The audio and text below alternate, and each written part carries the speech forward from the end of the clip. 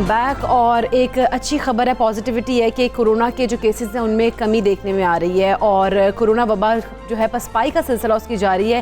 Cases में बतदरीज कमी आने पर हुकूमत और शहरियों ने सुख का सांस तो लिया है, साथ में हम साथ देखते हैं कि थोड़ी थोड़ी लापरवाही भी देखने में आ जाती है। बिल्कुल ऐसे ही है, लापरवाही नहीं होनी चाहिए, सुख का सांस हमें ज़रूर लेना चाहिए, लेकिन मास्क नहीं उतारना चाहिए कि अब हम उसी तरह से मेल जोल रख लें, ऐसा नहीं करना चाहिए। और वफाकी हुकूमत ने अब वैक्सीनेशन ना कराने वालों के खिलाफ सख्त इकदाम उठाने पर गौर शुरू कर दिया है और जो 18 साल से ज़ायद उम्र के अफराद की वैक्सीनेशन सर्टिफिकेट भी चेक करने की अब तजवीज़ दी गई है। बिल्कुल, और वैक्सीन ना लगवाने वालों के जो है ना खिलाफ उनके ये किया गया इकदाम किए गए, दफातर और रेस्टोरेंट्स में उनके दाखिले पर पाबंदी भी लगाने की तजवीज़ पेश की गई। जबकि पंजाब हुकूमत की अगर बात की जाए तो ऐसे अफराद की मोबाइल सिम्स भी हमजा ब्लॉक करने की तजवीज़ दी गई है। ब्लॉक कर रही है, वो ऐसे ही हो रहा है। और दूसरी जानिब कौमी एयरलाइन PIA की बात करें तो एक अच्छी खबर यह है कि कोरोना वैक्सीन लगवाने वालों के लिए रियायत का उन्होंने ऐलान किया। वैक्सीन लगवाने वाले 50 साल या उससे ज़ायद उम्र के जो मुसाफिर होंगे उनको अंदरूने मुल्क परवाज़ों पर किराए में 10% रियायत दी जाएगी। ज़बरदस्त बात है। लेकिन दूसरी जानिब महकमा सेहत खैबर पख्तूनख्वा की अगर बात की जाए तो तमाम सरकारी मुलाजमीन के लिए कोरोना वैक्सीन लाजमी करार दे दी गई है। मुकर्रर तारीख तक वैक्सीन न लगवाने वाले मुलाजमीन का दफ्तर में दाखिला ममनू होगा। अच्छा, इसी सारी सूरत हाल पे पहले बात कर लेते हैं तर्जुमान PIA अब्दुल्ला खान साहब हमारे साथ मौजूद हैं। अब्दुल्ला खान साहब अस्सलाम वालेकुम, गुड मॉर्निंग। अब्दुल्ला खान साहब, खबर दुरुस्त है, 10% रियायत होगी 50 साल से ज़ायद उम्र के अफराद के लिए। आपको तो चाहिए बाकियों को भी मोटिवेट कर रहे हो, लेकिन चलें, अच्छा फैसला, क्या सोच के ये फैसला किया गया? वालेकुम सलाम, very good morning to you. देखें, ये एक इंसेंटिव है लोगों को मोटिवेट करने के लिए कि वो जल्द से जल्द वैक्सीनेशन अपनी करवा लें।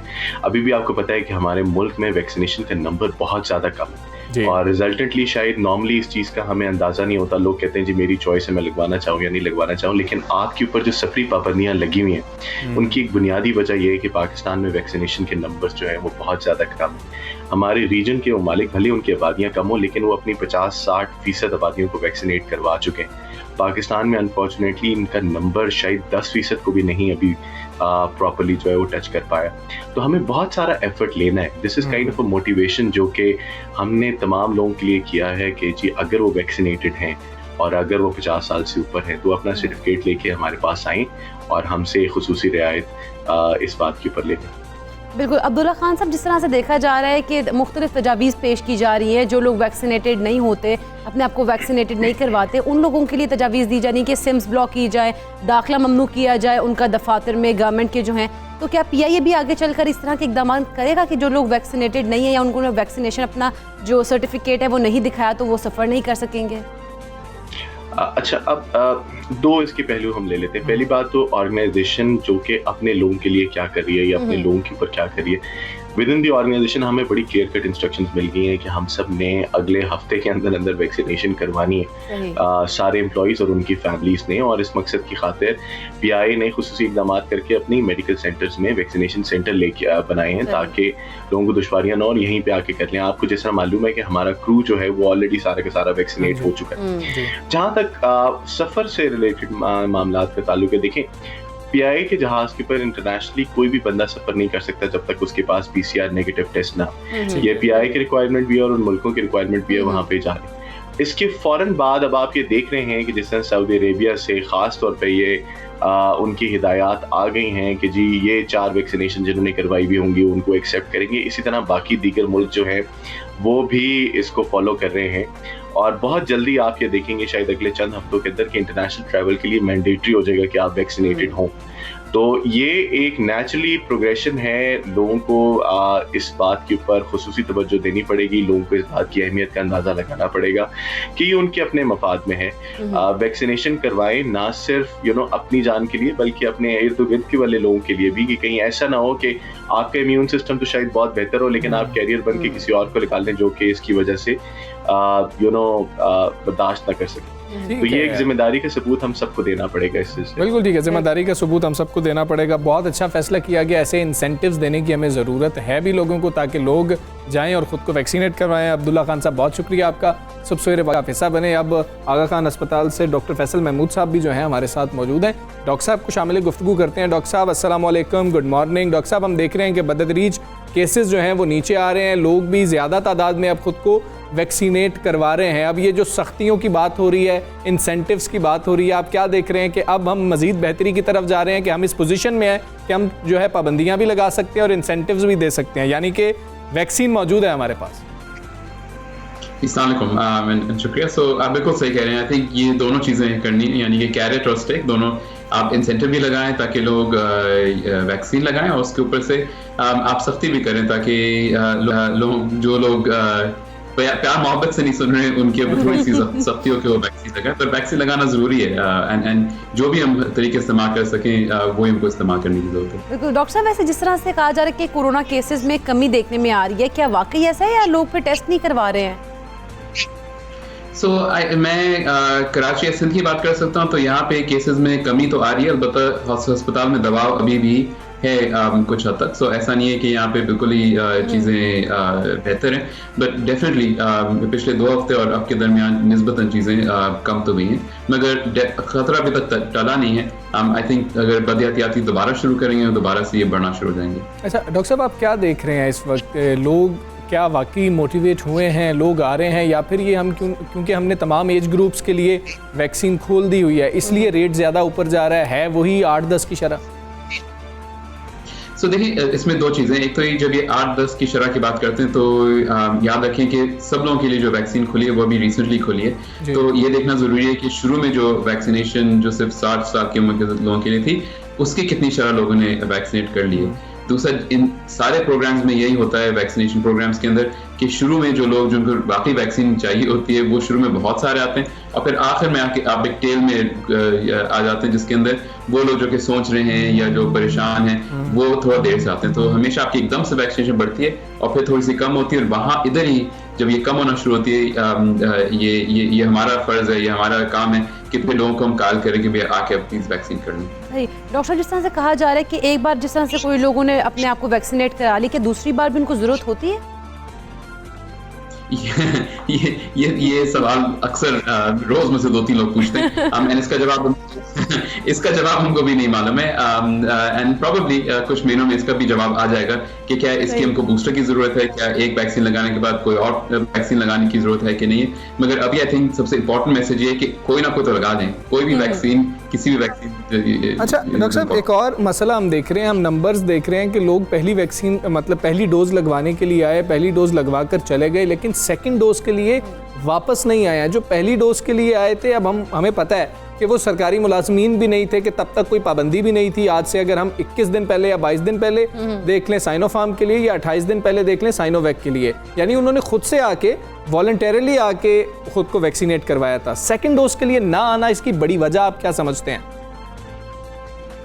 तो इसके 2-3 वजूहत हो सकते हैं। कभी कभार लोग नहीं आते क्योंकि उनको खुद कोरोना इन्फेक्शन हो जाता है। हमने ऐसे बहुत सारे लोग देखे जो कि आइसोलेशन के अंदर हैं। दूसरी चीज़ ये कि लोग कहते हैं मसरूफ़ हैं, उस वक्त उन्हें जज्बात में आके लगा लिया मगर फिर आगे नहीं लगाया।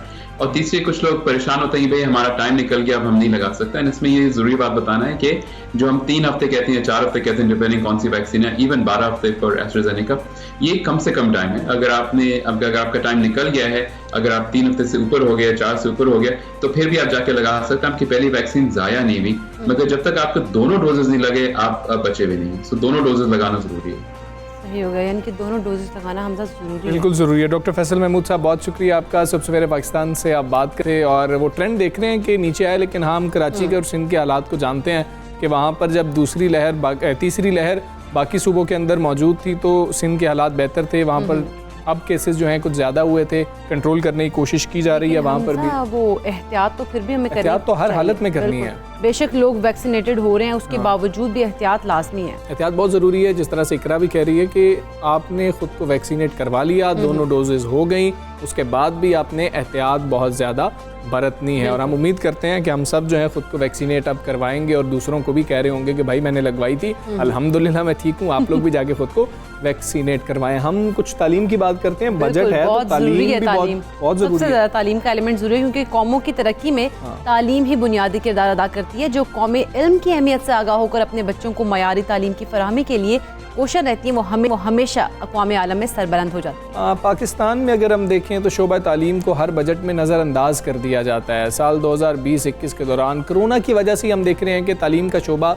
बहुत ज़्यादा मुतासिर हुआ है, मगर गुज़श्ता बरस भी तालीम के लिए मुख्तस बजट ज़रूरत से कहीं कम रखा गया था। माहिर तालीम जो थे, माहिरीन थे, वो यही बात कर रहे थे कि तालीम तो हमारी पहली प्रायोरिटी होनी चाहिए। हम सेहत की बात करें, तालीम की बात करें, तो ये तो हमारी पहली प्रायोरिटीज़ होनी चाहिए। लेकिन तालीम के लिए नाकाफ़ी बजट इस बात की तरफ भी इशारा करता है कि पॉलिसी साजों के नज़दीक तालीम के शोबे की अहमियत कितनी कम है। तालीम की इस कदर अहमियत है कि हुकूमत को कौमी तालीम एमरजेंसी का फौरी ऐलान कर देना चाहिए था हमजा, जिस तरह की सूरत हाल थी पेंडेमिक की। बिल्कुल ऐसे ही है। उसके अंदर हमने देखा हमें कितनी प्रॉब्लम्स आई हैं, कितने बच्चे जो हैं वो स्कूलों से निकल गए और वापस नहीं आए हैं। हायर एजुकेशन की बात करें तो उसके लिए बहुत ज़्यादा मसाइल का सामना करना पड़ा। ज़रूरी है कि हर साल GDP का 5% माहिरीन तालीम कहते हैं इजाफी तालीम के लिए मुख्तस किया जाए, और नौजवानों की सलाहियतों को उजागर करना भी हमारी अव्वलीन तरजीह होना चाहिए। हमसे इससे ये होगा ना कि उन ममालिक की जो कौम है वो तरक्की करेगी और तरक्की याफ्ता अफराद जो है वो पैदा होंगे जितनी ज़्यादा तालीम। बिल्कुल ऐसे ही है, वो आगे जाके जो है मज़ीद आपके मुल्क की तरक्की के लिए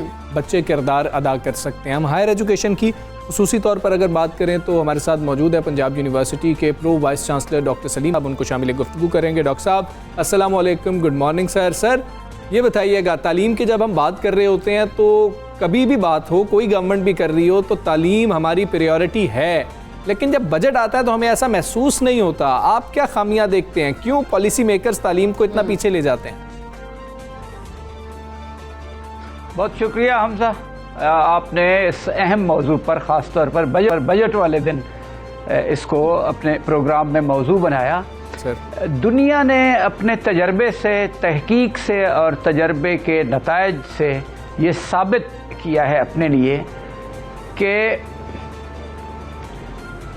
जो कौमें तालीम पर तवज्जो देती हैं, तवज्जो देने का मतलब लफ्ज़ों की हद तक नहीं है बल्कि अमली तौर पर उस पर खर्च करती हैं, तो वो दुनिया में सर उठा के चलने की पोजीशन में आ जाती हैं। तो पाकिस्तान में ये बहुत अच्छी बात है, पिछले कुछ सालों से हायर एजुकेशन के इदारे कायम हुए, यूनिवर्सिटियाँ कायम हुई, कॉलेजेस को तरक्की देकर यूनिवर्सिटियाँ बनाया गया, लेकिन हमारा जो तालीम के लिए बजट है वो इस कदर नहीं है कि हम दुनिया की तेज़ रफ्तार तरक्की का मुकाबला कर सकें। ये बात भी एस्टेब्लिश्ड और तय है कि मुल्कों और कौमों और स्टेट्स की तरक्की के लिए जब तक ड्राइविंग फोर्स नॉलेज और यूनिवर्सिटियां नहीं होंगी उस वक्त तक हम मुकाबला नहीं कर सकेंगे। सादा सा बिल्कुल सिंपल सी बात है कि हम जहां तक मेहनत कर सकते हैं हमारे लोग, इसमें मुझे कोई शक नहीं है। मुझे प्रैक्टिकली बैरून मुल्क की दो यूनिवर्सिटियों के साथ काम करने का भी तजर्बा है जी। और वो अच्छी यूनिवर्सिटियां थी, लेकिन पंजाब यूनिवर्सिटी मैं समझता हूँ इसका पोटेंशियल, इसके एकेडमिक स्टाफ का पोटेंशियल, इसकी लाइब्रेरीज़ का, इसकी लेबॉर्ट्रीज़ का, और सबसे बढ़कर हमारी नौजवान जो तालिब इल्मों की कम्युनिटी है उसका पोटेंशियल बहुत ज़्यादा है। इसका एक सबूत तो ये है कि हम इसका रोना रोते हैं कि हमारे यहाँ से ब्रेन ड्रेनेज हो रहा है। लोग बहुत अच्छे, मॉडर्न दुनिया बेकार लोगों को नहीं ले जाती। इसका मतलब है हमारे लोगों में ये टैलेंट है कि वो बहुत ज़्यादा वसाइल ना होने के बावजूद, बहुत ज़्यादा सहूलियात, लेबॉर्ट्री और लाइब्रेरीज़ के फुकदान के बावजूद दुनिया के लोगों का मुकाबला कर सकते हैं। मॉडर्न मुल्कों में जाके उनके रिसर्चर्स के बराबर बैठकर काम कर सकते हैं। हमें ज़रूरत इस बात की है कि हम सिर्फ ज़बानी कलामी नहीं, लफ्ज़ों की हद तक नहीं, नारों की हद तक नहीं, हकीकी तौर पर इसके लिए, तालीम के लिए, ख़ास तौर पर हायर एजुकेशन के लिए अगर हमने तरक्की करनी है, बिल्कुल प्रैक्टिकल वर्क करने की तो ज़रूरत है। डॉक्टर सलीम अज़हर साहब इस बारे भी कहिएगा, क्योंकि जिस तरह से हर कोई जो भी शोबा है वो बजट से उम्मीदें वाबस्ता किए बैठा है, तो इस साल आप लोग किस तरह से देखते हैं, आला तालीम के लिए बजट कितना एक्सपेक्ट करें, कितने रुपए रखा जाएगा? असूलन तो जी हमजा ने तो 5% कहा, असूलन कम से कम 4% बजट इसके लिए होना चाहिए बिल्कुल। और R&D का एक खास हिस्सा यानी रिसर्च एंड डेवलपमेंट के लिए Exactly, इसका खास हिस्सा मुख्तस होना चाहिए, क्योंकि रिसर्च नहीं करेंगे तो हम कहीं भी नहीं पहुंच दुरुस्त सकेंगे। बात है। हाँ, दुनिया बदलती जा रही है और तेजी से बदलती जा रही है। अगर हम अपनी जगहों पर खड़े हैं तो हम उसका साथ नहीं दे पाएंगे, हम पीछे रह जाएंगे। सर दुरुस्त बात कर रहे हैं आप सर। आपने रिसर्च एंड डेवलपमेंट की देखें, बात की है डॉक्टर साहब, अभी- सॉरी टू हाँ। Cut you sir. रिसर्च के मैदान में हम पीछे हैं, ये तो हम बहुत ज़्यादा बात करते हैं, फिर यूनिवर्सिटीज़ के ऊपर भी इसका मलबा डाला जाता है। रिसर्च के मैदान में हम पीछे क्यों हैं, इस सवाल का ज़रा जवाब दीजिएगा। क्या हमारे पास फंड्स ही नहीं है या फिर हमारे पास लोग नहीं है जो अच्छी रिसर्च कर सकें? वही लोग बाहर जाते हैं तो वो बहुत अच्छी रिसर्च हमारा करते हैं। जी पहला मसला है जो वो फंड्स की कमी है। फंड्स होंगे तो हमें सहूलियात जदीद तरीन, देखिए टेक्नोलॉजी बदल जाती है, लेबॉरेटरियों के आलात कुछ सालों के बाद उसमें तब्दीली करने की ज़रूरत है। आप सच्ची बात है, मैं इसलिए नहीं कि पाकिस्तान के एक यूनिवर्सिटी में काम करता हूँ, मैं इसलिए कि मैंने दुनिया के 2-3 मुल्कों के साथ भी एकेडमिक पर्पज़ के लिए सफ़र किया है। सर तो पाकिस्तानी यूनिवर्सिटियां सच्ची बात है जिहाद कर रही हैं। मैं आपको मिसाल देता हूं, मॉडर्न मुल्क की मतलब यूके की लीड्स यूनिवर्सिटी का सिर्फ एक यूनिवर्सिटी का बजट देख लें तो वो पाकिस्तान के सारे हायर एजुकेशन के बजट से ज्यादा है। एक आदमी एक तेज रफ्तार अंदाज में आगे बढ़ रहा है, एक आदमी जहाज पर आगे जा रहा है, मैं साइकिल पर उसका मुकाबला तो नहीं कर सकता। मैं साइकिल को जिस हद तक तेज चला सकता हूं वो तो चला सकता हूं, लेकिन मैं उस टेक्नोलॉजी वाले जहाज का कैसे मुकाबला करूंगा? देखें, हमारे यहाँ रिसर्च पर दुनिया में इंटरनेशनल रैंकिंग रिसर्च की वजह से हमारे यहाँ रिसर्च ऑर्गेनाइज के पास जो पैसे हैं वो मुश्किल तनख्वाह देने के लिए, तो वो तो बस जस्ट खर्चा पूरा कर रहे थे। देखें, यूनिवर्सिटियां स्टॉक एक्सचेंज नहीं है, ये मार्केट भी नहीं है कि आज लगाएं तो कल आपको इसका पता चले, फायदा और सूद और मुनाफा मिल जाए। ये इनविजिबली तरक्की करती हैं। जैसे आपको और मुझे कभी ये मालूम नहीं हो सका कि हमारा आज कद कितना बड़ा है या हमारा इल्मी लेवल पोटेंशियल कितना बड़ा है, लेकिन वो बढ़ रहा होता है। वो 5 साल बाद पता चलता है कि हम बड़े हो गए या हम इल्मी तौर पर आगे बढ़े हैं। ये जो इल्मी तरक्की है, तहकीकी तरक्की है, टेक्नोलॉजी की तरक्की है, ये इनविजिबल होती है, बिल्कुल ऐसे ये वक्त लेती है। मिसाल के तौर पर जस्टिस जावेद इकबाल ने अपनी बायोग्राफी लिखी, ऑटोबायोग्राफी। उन्होंने एक जगह लिखा है कि मैं 13 साल की उम्र का था जब अल्लामा इकबाल का इंतकाल हुआ। तो लोग मुझसे पूछते थे आपके वालिद साहब क्या कर रहे हैं, तो कहते वो एक फिक्री काम कर रहे थे, एक मुल्क बना रहे थे, लेकिन वो विजिबल जाके 1947 में हुआ, अल्लामा इकबाल के इंतकाल के 9 साल बाद। ये जो इल्मी काम है ये 2 लम्हों बाद नहीं, इल्मी सकाफती काम सोसाइटियों को कतई बात है, ड्राइविंग फोर्स है, लीडिंग रोल है इसका। और फिर इसमें पंजाब यूनिवर्सिटी है जो यकीन करें ये पाकिस्तान में इसका हायर एजुकेशन के हवाले से मदर इंस्टीट्यूशन का किरदार है। पूरे पाकिस्तान की कोई यूनिवर्सिटी ऐसी नहीं जहां पंजाब यूनिवर्सिटी का फारिग डॉक्टर साहब जब हम किसी भी शख्स का मसला हल कर रहे होते हैं ना, तो हम उस शख्स से पूछते हैं कि आपको मसाइल हैं क्या, और आप भी हमें कुछ तजवीज़ करें कि आप इस मसले का हल कैसे चाहते हैं। जब बजट बनाया जा रहा होता है तो आप जैसे जो माहिरीन तालीम हैं, आप उस्ताद हैं, इतने बच्चे आपसे पढ़ के कामयाब हुए हैं, क्या आप लोगों को प्लानिंग का हिस्सा बनाया जाता है कि आप लोगों को कितना बजट चाहिए, आपको मसाइल हैं क्या, और आप कुछ तजावीज़ दें, या फिर कभी तजावीज़ मांगी नहीं जाती? नहीं, मेरा ख्याल है इस सिलसिले में कभी सिर्फ ये इल्म तालीम में नहीं, बाकी फील्ड्स में भी आलमोस्ट इसी तरह से हुकूमतें समझती हैं वो अक्ल कुल है, वो खुद ही इसके कर लेंगी।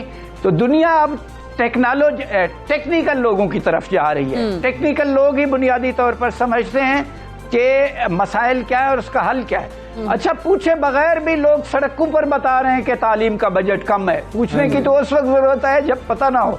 वो बता रहे हैं तालीम के लिए बजट देनी चाहिए। और दूसरी बात यह है कि दुनिया में कहीं भी हुकूमतें यूनिवर्सिटियां नहीं चला रही।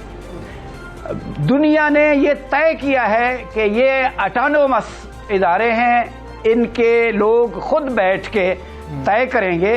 गुड गवर्नेंस को एश्योर करना चाहिए और मेरिट पर चलना चाहिए, ऑनेस्टी पर चलना चाहिए और ट्रांसपेरेंसी को यकीनी बनाना चाहिए। लेकिन यूनिवर्सिटियां ऑटोनोमस होंगी, 100% ऑटोनोमस होंगी। अंग्रेजों ने ठीक कवानीन बनाए हैं। यूनिवर्सिटियों की अपनी सिंडिकेट होती है, अपने सेनेट होती है और अपना निज़ाम होता है। और ये सच्ची बात है, दरवेश लोग होते हैं यूनिवर्सिटी के। यूनिवर्सिटी में ऑफिसर नहीं होते। मैं एक टीचर हूँ, हम लोग जिस ग्रेड में भी हूँ हम टीचर रहते हैं। हमारे लेक्चर और प्रोफेसर और डीन में कोई गैप भी नहीं होता, फर्क भी नहीं होता, इकट्ठे बैठ के। बाज़ औक़ात ऐसा भी होता है, एक लेक्चरर जो रिसेंटली पीएचडी करके है, उसका नॉलेज अपडेट होता है और सीनियर लोग भी उसको मानते हैं और एक्नॉलेज करते हैं। सो ये एक दिलचस्प खल्क़े खुदा, इनको समझ लें। यूनिवर्सिटियों से वाबस्ता लोग ये दरवेश मनश होते हैं और तहकीक से दिली लगाव रखते हैं। हम डॉक्टर साहब, हमें हैरत हो रही है क्योंकि हम जानते हैं कि आपसे पढ़े हुए बहुत से लोग भी असेंबलियों तक पहुंच गए हैं, लेकिन वो भी मशवरा जब नहीं कर रहे होते हैं तो हैरत भी होती है, अफसोस भी होता है। प्रोफेसर डॉक्टर सलीम अज़हर साहब हमारे साथ सुबह सवेरे पाकिस्तान का हिस्सा बने। सर, बहुत शुक्रिया आपका। जो आप बात है, बेशक तालीम का जो बजट है वो ज़्यादा होना चाहिए और तालीम ही सबसे अहम चीज़ है। और हम अगर देखते हैं कि हमने इस नस्ल को बेहतर बनाना है तो उनको रिसर्च एंड डेवलपमेंट के लिए कुछ पैसे तो दे दें, तब उनसे पूछें कि आपने आखिर किया क्या। ज़रूरी भी है। यहाँ वक्त एक ब्रेक है, ब्रेक के बाद फिर वापस आते हैं। Stay with us.